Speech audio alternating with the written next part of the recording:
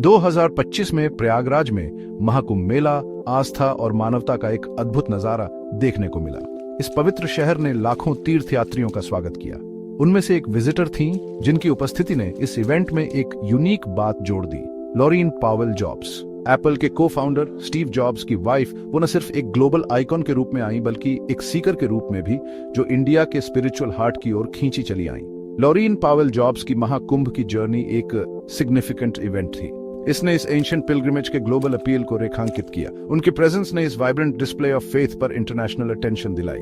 इसने ईस्ट और वेस्ट के बीच, खासकर स्पिरिचुअलिटी के रेलम में एंड्यूरिंग कनेक्शन को भी हाईलाइट किया। पावेल जॉब्स महाकुंभ मेला के यूनिक एटमॉस्फेयर में पूरी तरह डूब गई। उन्हें पिलग्रिम्स और साधुस के साथ इंटरैक्ट करते, इवेंट के स्पिरिचुअल ईथोस में इंगेज करते हुए देखा गया।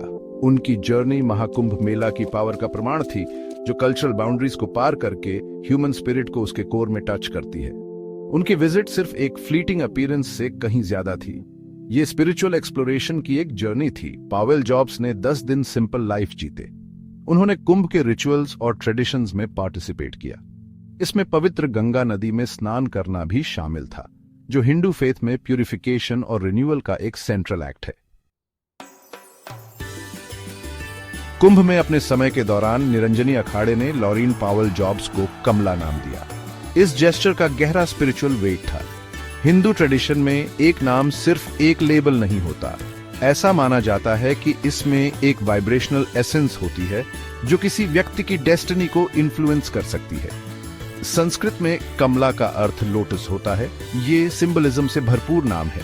कीचड़ में जड़ें जमाए फिर भी पानी के ऊपर खिलने वाला कमल का फूल प्यूरिटी, एनलाइटनमेंट और स्पिरिचुअल ग्रोथ को रिप्रेजेंट करता है। ये पावेल जॉब्स के साथ डीपली रेजोनेट करता है, जिन्होंने अपना जीवन फिलैंथ्रोपी और दूसरों को एम्पावर करने के लिए डेडिकेट किया है। यह नाम मिलना उनकी स्पिरिचुअल जर्नी में एक सिग्निफिकेंट मोमेंट था। इसने उनकी ओन इनर सीकिंग और इंडिया की एंशिएंट विजडम से उनके कनेक्शन को सिंबलाइज किया। इस एक्ट ने कुंभ मेला के इंक्लूसिव नेचर को भी इलस्ट्रेट किया, जहां लाइफ के सभी क्षेत्रों के लोगों का फेथ के फोल्ड में स्वागत किया जाता है। लॉरीन पावेल जॉब्स द्वारा कमला नाम को अपनाना कल्चर्स और फिलॉसफीज के बीच एक ब्रिज को सिंबलाइज करता है। इसने शेयर्ड ह्यूमन एक्सपीरियंस और स्पिरिचुअल सीकिंग की यूनिवर्सैलिटी की पावर को डेमोन्स्ट्रेट किया। यह न सिर्फ उनकी ओन पर्सनल जर्नी के साथ रेजोनेट करता है, बल्कि यूनिटी और अंडरस्टैंडिंग के लार्जर मैसेज के साथ भी, जो कुंभ मेला एम्बॉडी करता है। लॉरीन पावेल जॉब्स का महाकुंभ से जाना उनके आने जितना ही हिस्टोरिक था। भूटान जाने वाली उनकी फ्लाइट प्रयागराज एयरपोर्ट से 93 इयर्स में पहली इंटरनेशनल डिपार्चर थी।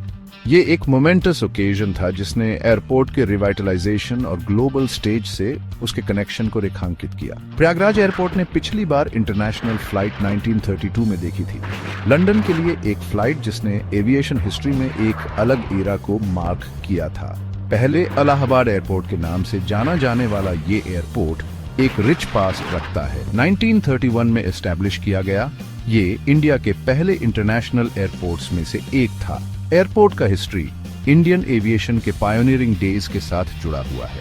1911 में एक फ्रेंच एविएटर हेनरी पीके ने इंडिया में पहली डोमेस्टिक कमर्शियल फ्लाइट पायलट करके हिस्ट्री बनाई, जिसमें इलाहाबाद से नाइनी तक मेल ले जाया गया।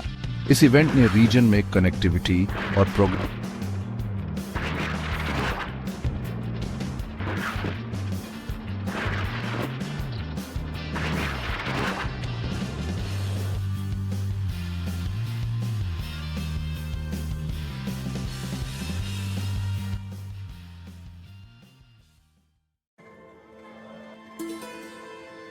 लॉरीन पावेल जॉब्स के महाकुंभ की विजिट का सिग्निफिकेंस इवेंट से आगे तक फैला हुआ है। ये इंडिया और उनके लेट हस्बैंड स्टीव जॉब्स के बीच एंड्यूरिंग कनेक्शन के साथ रेजोनेट करता है। जॉब्स ईस्टर्न स्पिरिचुअलिटी, खासकर हिंदू फिलॉसफी से डीपली इन्फ्लुएंस्ड थे। वो हर साल परमहंसा योगानंदा की ऑटोबायोग्राफी ऑफ अ योगी पढ़ने के लिए जाने जाते थे और उन्होंने उत्तराखंड में नीम करोली आश्रम भी विजिट किया था।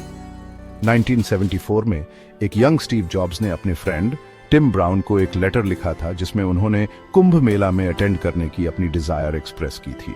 इंडिया की स्पिरिचुअल हेरिटेज के साथ उनके शुरुआती फैसिनेशन का प्रमाण ये लेटर हाल ही में $5 लाख से ज्यादा में ऑक्शन हुआ था। लॉरीन पावेल जॉब्स की महाकुंभ की पिलग्रिमेज ने एक तरह से उनके लेट हस्बैंड की अनरियलाइज्ड एस्पिरेशन को पूरा किया। इसने उनके फैमिली के इंडिया के स्पिरिचुअल लैंडस्केप के साथ डीप रूटेड कनेक्शन को रेखांकित किया। उनकी जर्नी इस चैप्टर में एक क्लोजर लेकर आई, साथ ही वर्ल्ड भर के सीकर्स के लिए इंडिया की एंशिएंट विजडम के एंड्यूरिंग अल्यूर को हाईलाइट किया।